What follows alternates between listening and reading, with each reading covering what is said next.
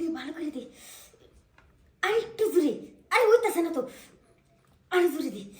না না এবার কাম হইতেছে না মোবাইল দিয়ে কার কাজ হইতো না আমার এখন কাজ চালানি লাগবে এইটা দেখ আসসালাম এটা আমার সেই কাজে দিব বেগুনটা সেই বেগুনটা কাজ করতে মজা হইব এটা নিচে আবার নি উপর দিয়ে আর কতক্ষণ কাজ চালাম হ্যাঁ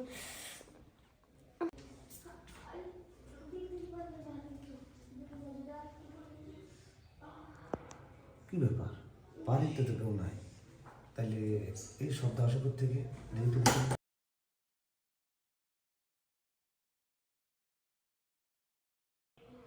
হ্যাঁ এটা কি দিয়ে কি করে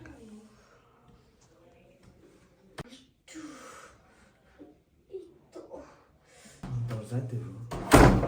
দেখতে দেব কি যে শান্তি লাগতেছে কি কমু হৃদয়ে তো শান্তি কিসের শান্তি পেতেছ আর হাতে কি করতেছ আরে কিছু করি না তো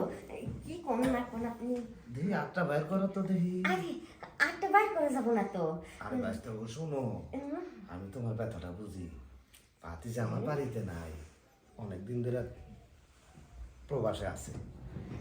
বুঝতে পারছি তোমার শরীরে একটু লাড়া দিছে তাই তোমার শরীরটা গরম হয়েছে হাত দিয়ে কাম চালাইতেছ দেখেন শ্বশুরাব্বা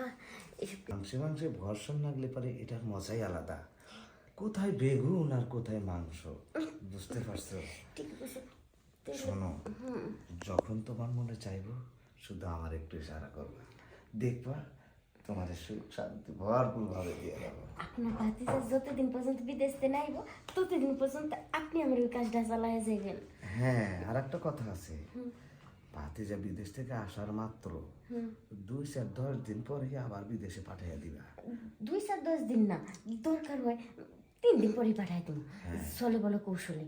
কারণ তোমার কাছে এসে আমি খুব মজা পাইছি আপনার কাছে যে আমি সেই মজা পাইছি কারণ আপনার জিনিসটা একেবারে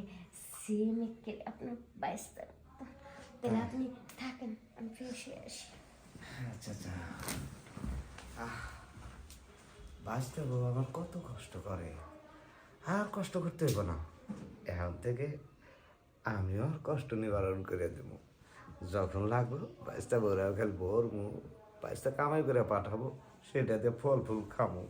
শরীরে আনার যে যাবো